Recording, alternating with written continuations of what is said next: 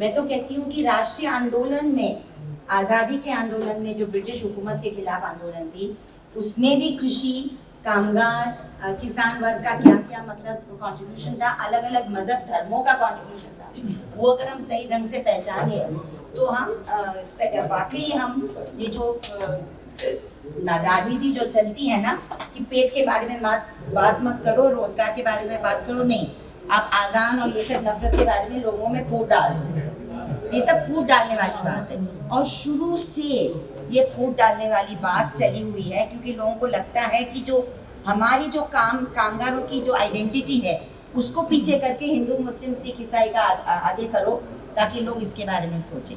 मैं वाकई मानती हूँ कि अगर जो कामगार, जो कष्ट करने वाला जो इंसान है, वो अगर अपनी वाकई आइडेंटिटी पहचाने, अपनी पहचान करे कि मैं काम करने वाली औरत हूँ, इंसान हूँ, घर का भी काम हो, होमवर्क भी काम है, मतलब घर संभालना भी काम है, और ये मर्द को भी समझना है कि जो घर संभालती औरत है वो भी काम कर रही है, ऐसा नहीं कि घर में बैठी हुई है, घर का काम भी वो काम, सफाई कामगार का भी काम ही है।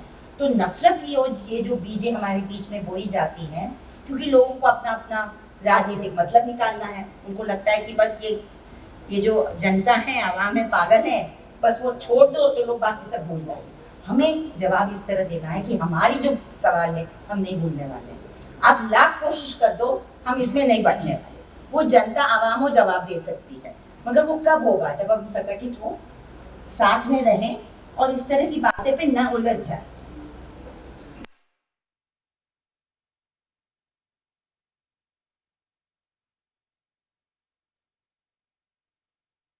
नफरत, अफवाह, इसके ऊपर काम कर रहा है। इतिहास को लेकर, पाठ्य पुस्तक को लेकर, जब कहीं पे हिंसा होता है तो लोगों को इंसाफ दिलाने का काम, ये सब कुछ कर रहे हैं। मगर वहाँ पे करते करते भी हम लोगों को कहते हैं कि आप असल आपकी आइडेंटिटी जो है, चाहे वो किसान हो, कामगार हो, दुकान, वो अगर नहीं भूलेंगे तो ये सब बातें बीच में नहीं आ सकती। मगर कहीं ना कहीं हमारे संगठन भी जो मजबूत करते हैं, जैसे बड़े बड़े यूनियन, उन्होंने ये भी नफरत की राजनीति को सीरियसली नहीं लिया। उनको लगा कि हम संगठित हैं तो ये मामला हमारे लोगों को उलझा नहीं सकता। मगर नहीं, अगर आप ये मामले पे थोड़ा सा गहराई से अपने लोगों के बीच में बातचीत नहीं रखेंगे तो ये उलझा सकता है। तो इसीलिए मैं विनती करती हूँ कि बाकी काम करते करते आप ये मुद्दे के बारे में भी, पेचीदा मामला है, थोड़ा सा चक्कर देने वाला मामला है, उसके ऊपर आप चर्चा अंदर रखिए ताकि हमारे बीच में फूट कभी ना आए, क्योंकि फूट अच्छे अच्छे यूनियन में आई है। मैं आप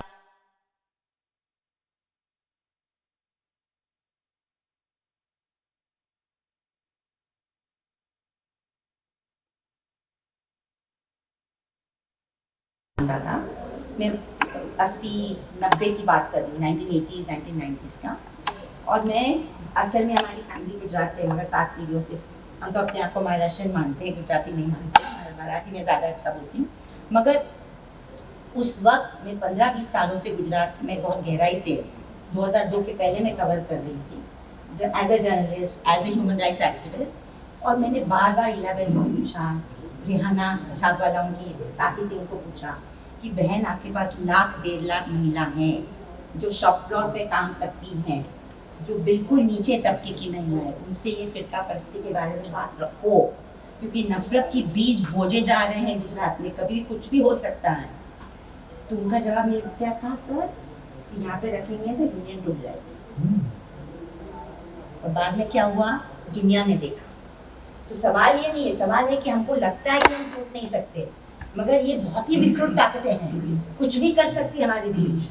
तो हमको मजबूत रहने के लिए अंदर भी ये विषय पे छोटे छोटे ग्रुप में संवाद और बातचीत रखनी चाहिए, ताकि ये जहर कभी भी हमारे बीच में फूट नहीं हो सके। और मैं मानती हूँ कि जो आप जिस तरह काम करते हो, 14, 15, 16 घंटे, कोई परवाह नहीं करता। हमारे जो घर पे आके खाना ऑर्डर करते बच्चे आते डिलीवरी करने के लिए, उनकी तरफ कौन देखता है, ये सब मतलब मेहनत कक्ष वर्ग है। उनके साथ में अगर संवाद और बातचीत रखी जाए ये मुद्दों को लेकर, कि अगर कोई अजान की बात उठाता है या हनुमान चालीसा की बात उठाता है, तो ये देश सदियों से साथ में रहने वाला देश है और सदियों से झगड़ने वाला भी देश है, दोनों चीज़ हकीकत है। तो हमको आगे झगड़ा नहीं करने के लिए छोटे छोटे कदम हम लोग उठा सकते हैं। और मेन कदम है कि आपस में संवाद। कभी भी कुछ शक हो कभी भी कुछ जहर की कोई कुछ भी बात रखे तो अंदर मत करो, चर्चा करो भाई, आपस में बैठ के चर्चा करो। मुझे अभी भी सर 92-93 याद आता है जब हमारा शहर जला था। ऐसे मैंने एक छोटी फिल्म बनाई थी बम्बई के ऊपर, और मैंने जलता हुआ शहर नहीं दिखाया, मैंने वही लोगों को इंटरव्यू किया जिन्होंने अपनी बस्ती को नहीं जलने, और उन्हीं का इंटरव्यू रखा मैंने। हमको कुछ कहने की जरूरत, उनसे ही सुने। तो उन्होंने यही कहा कि जब भी अफवाह आती थी कि मस्जिद में हथियार है, मंदिर में ये है, हम लोग मंदिर और मस्जिद के दरवाजे खोल देते, बोले आपस में आके देखो कुछ नहीं है। तो इस तरह हमको ये संवाद जारी रखना पड़ेगा, क्योंकि ये व्हाट्सएप की जो है ना जहरीली यूनिवर्सिटी जो हमारे पास है, वो बस जहर उगालने का काम कर रही है, और उसका जवाब देने का काम आप और हम साथ में मिलकर कर रहे हैं। यही हमारी विनंती है। बहुत बहुत शुक्रिया साथियों। पहले तो आज मैं 1 मई महाराष्ट्र दिन के और इंटरनेशनल लेबर डे जो आज है उसके लिए सबको हार्दिक शुभेच्छा दूंगा। इस्ता मैडम ने, अमूलकर सर ने बहुत कुछ अभी बता दिया पिछला, और मैं अभी आगे आने वाली जो चीज़ें उसके बारे में बातचीत करूँगा, क्योंकि आज हमारी जो यूनियन बनी है वो हम लोगों ने भी कुछ प्रयास करके, आंदोलन करके, कोई जेल के अंदर भी गए, किसी के ऊपर अत्याचार हुआ उसके लिए कंपनी पुलिस को बुलाती है, ये सब कुछ हुआ है हमारे साथ में। आज हमारे महिला वर्ग भी है जो गाड़ी चलाते हैं दिन रात, उनकी सुरक्षा क्या है, उनकी सुरक्षा क्या है, इसके लिए भी आज हम लोग, कल का एक किस्सा बताऊंगा। हमारी धनलक्ष्मी जो है उनका एक हादसा हुआ, अगर उसके पीछे अगर यूनियन नहीं है तो उसको एक ताकत नहीं आती थी यार अभी मेरे लिए कौन है करके, तो आज उसके लिए ताकत थी। उस धनलक्ष्मी के लिए भी हम लोग खड़े रहे। तो ऐसे एक प्रोटेक्शन बोलेंगे हम लोग, एक यूनियन जो है वो एक प्रोटेक्टेड लोगों के लिए बनाई गई यूनियन है। तो कल आगे आने वाले दिनों में मैं एक अनाउंस करने वाला हूँ, क्योंकि बहुत सारे ऐसे मसले जिससे सरकार हमें भटकाने का काम कर रही है कि आज क्या होने वाला है, भूंगा कैसे बजने वाला है, भूंगा कैसे उतारने वाले हैं, उसके ऊपर चर्चा देकर हमारे जो भटकने, आज हमारे ऊपर क्या क्या हमारी रोजी रोटी जो है उसके ऊपर कोई चर्चा कर रहा है क्या सरकार? करना ही नहीं उनको।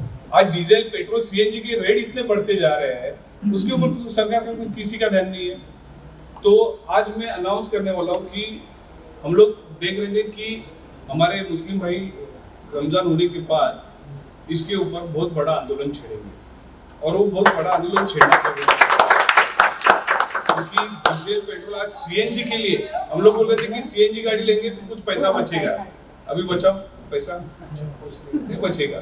तो इसके लिए आने वाले 3 तारीख के बाद एक सभी यूनियन के साथ, वो रिक्शा हो, टैक्सी हो, स्विगी, जोमेटो हो, क्योंकि वो भी गाड़ी चलाते हैं, उसमें भी पेट्रोल जलता ही जलता है, और सभी महिला जितने भी गाड़ी चलाने वाले वर्ग हैं उनके साथ में ट्रांसपोर्ट रिलेटेड जितने भी ट्रक, टेम्पो, जो हमारे भाजी ने भी बताया कि ट्रक, टेम्पो वाले भी आज उसके लिए संगठित होना चाहते हैं हमारे साथ, और उसी के एक मीटिंग लेकर हम लोग बहुत जल्दी उसका आंदोलन छेड़ेंगे। क्योंकि मैं ये कामगार दिन के टाइम इसके लिए बता रहा हूँ क्योंकि बहुत सारी यूनियन को बोला हम लोगों ने व्हाट्सएप पे, वही मैडम बोले व्हाट्सएप में सिर्फ चिंगारी लगाने का काम है बस, और वो हम लोग चिंगारी लगाएंगे इस बार। और सरकार के प्रति, महाराष्ट्र सरकार हो, राज्य सरकार हो या केंद्र सरकार हो, उससे हमें फर्क नहीं पड़ता, हमारा रेट घटना चाहिए, किलोमीटर के रेट बढ़ने चाहिए। इसके ऊपर हम लोग आंदोलन छेड़ने वाले हैं, और आज मैं उसको अनाउंस करूंगा, ठीक है।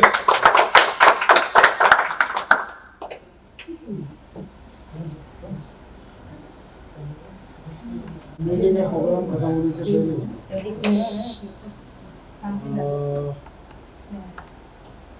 ऐसा है कि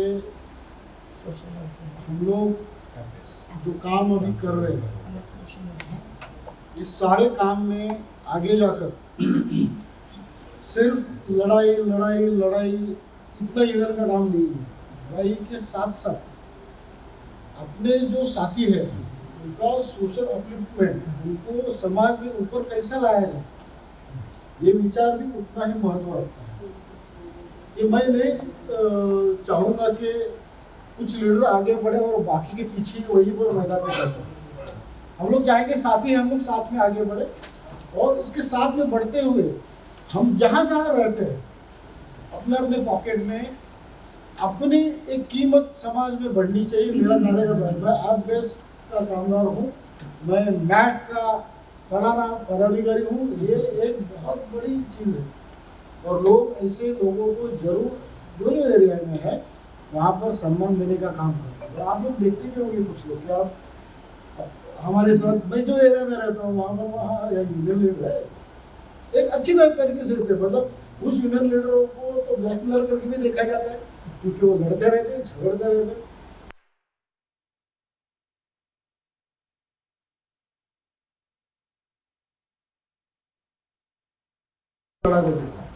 तो ये दिमाग में रखते हुए हमने एक बात सोची थी कि आने वाले वक्त में जैसे यूनियन बनेगी, यूनियन का फंड भी हम लोग बढ़ाने के पीछे लगेंगे। और ये फंड यूनियन में नहीं रहेगा, क्यों? क्योंकि ये फंड फिर यूनियन के अध्यक्ष और सेक्रेटरी के मालिक नहीं है, ये ट्रस्ट ही है। लेकिन इसको फिर हम लोग अलग से ट्रस्ट के लिए बनाए, ये हमने चर्चा हुई थी। क्योंकि उससे हम लोग क्या करेंगे कि एजुकेशनल इस मोटिव हमारा रहेगा, मेडिकल का मोटिव रहेगा, सोशल अपलिफ्टमेंट में ये दो चीज़ें बहुत इम्पोर्टेंट है।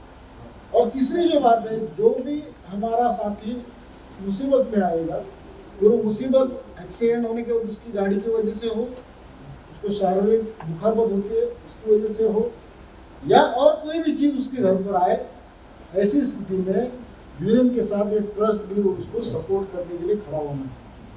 और सपोर्ट आपको मैं कहता हूँ, मुँह बोला सपोर्ट, वो तो चलो ठीक है, कोई मेरे साथ है। लेकिन जब घर में राशन नहीं आता है और 5 किलो का राइस का पैक और तेल जो हमने लॉकडाउन में देखा, हम यूनियन ने दिया बहुत जगह से जमा किया, यूनियन का खुद का फंड, तो लोगों को लगा कि नहीं भाई यूनियन अपने साथ सही में खड़ी है, हम आज मुझे खाना देगा। तो हम जो भी विपदा हो, उस विपदा में ये ट्रस्ट और यूनियन दोनों मिलकर खड़े होंगे। शैक्षणिक स्वरूप में, एजुकेशनल इसमें अपने लिए तो प्रोग्राम्स आते ही रहते हैं, लेकिन हमारे बच्चों के लिए भी उनका भविष्य सुरक्षित करने के लिए भी हम लोग कोशिश करेंगे। उसमें भले एजुकेशनल हेल्प हो, वस्तु से हो या पैसे से हो, मेडिकल हेल्प, क्योंकि किसी के पास कितने लोग का मेडिक्लेम है मुझे मालूम नहीं है, 99% का नहीं है ऐसा मैं समझता। मेरा है क्योंकि मुझे मालूम है मुझे क्या हो सकता है, इसके लिए मैंने 10 साल से लिया है, कर रहा हूँ। शायद इनका नहीं हो, लेकिन हम लोग चाहेंगे कि मेडिकल और ये सारी चीज़ें होती रहेंगी। लेकिन जब भी किसी को मेडिकल की जरूरत पड़ेगी तो ये यूनियन और ट्रस्ट खड़ी होगी। जितना हो सकता है उतना सहूलियत लेने का काम वो हर हॉस्पिटल से करेंगे। और जब फंड अच्छा तरीके से यहाँ पर जमा भी हो जाए तो उसमें से कुछ पार्ट हम लोग मेडिकल के लिए अपने बंदों के लिए भी यूज करते हैं। तो मैं यहाँ पर आज आपके सभी के सामने Maharashtra app based transport workers welfare trust का मैं आपको यहाँ पर घोषणा कर रहा हूँ। ट्रस्ट हाल ही में 8 दिन पहले रजिस्ट्रेशन हो चुका है इसका पैन कार्ड भी बनाने को दिया है, वो भी आ जाएगा, अकाउंट खुलेगा। और हम लोग कोशिश करेंगे कि जो सोशल ऑर्गेनाइजेशन है जो हम जैसे लोगों को मदद करेंगे, साथ में चलेंगे, उनसे कुछ फंड अगर वहाँ पे ला सकते हैं, जब हम कुछ आंदोलन करते हैं तो कुछ संघर्ष निधि भी निकाल सकते हैं, उसमें से भी कुछ फंड वहाँ पर जाए। अभी हम लोग एक कंपनी के साथ कंपनी का काम शुरू कर रहे हैं, हुआ तो नहीं सब रहा, लेकिन आगे चल के उनका CSR फंड हम लोग यहाँ पर लेके आएंगे, क्योंकि वो और किसी को हमसे पैसा करना है तो वो पैसा हमारे ऊपर ही खर्चा होना चाहिए। ये दिमाग में रखते हुए हम लोग फंड अच्छी तरीके से बढ़ेगा। और मैं आपको सीधा कह देता हूँ यहाँ पर, इसमें कोई मालिक नहीं है, हम लोग सिर्फ साथी है।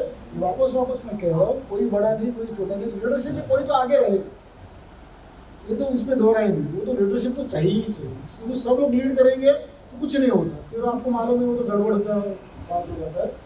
तो ये तो होगा। तो आपने बंटी भाई है, हम लोग बाकी साथी सब है, हमारे अमरजीत भाई है, वो जो है।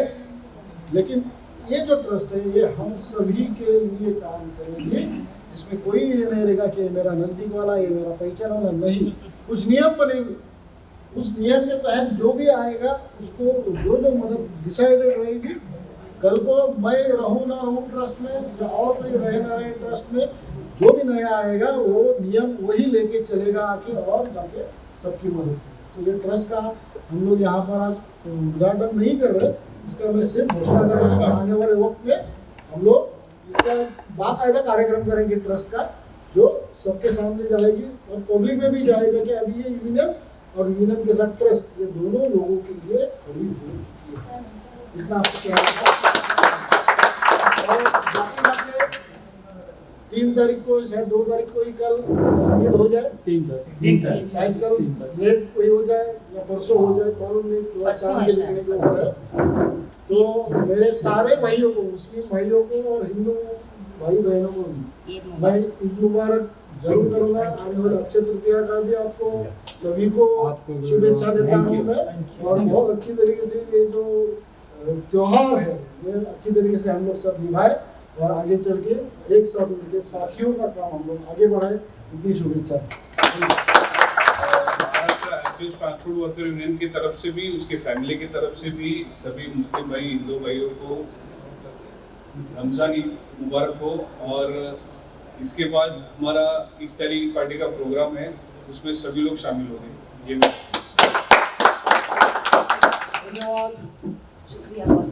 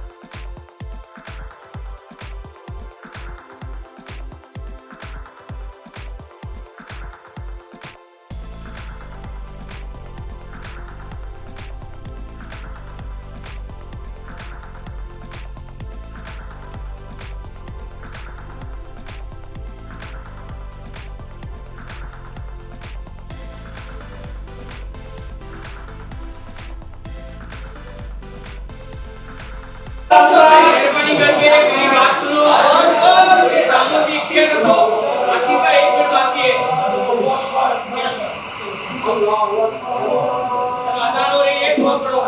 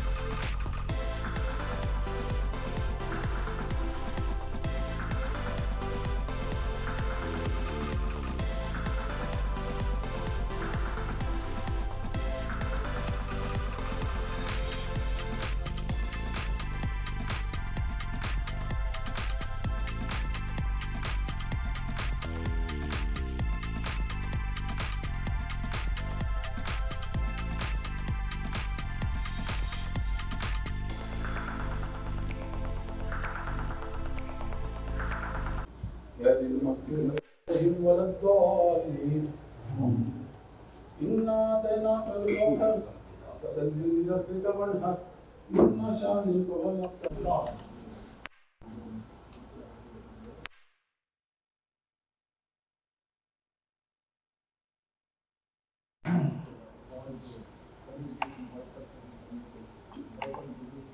الله أكبر.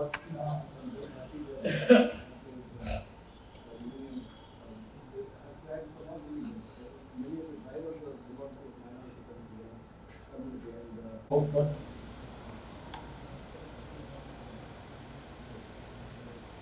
سمع الله لمن حمده. अल्लाहु अकबर।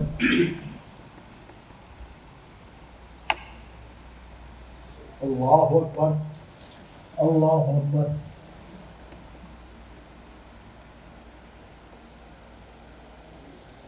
अल्लाहु अकबर।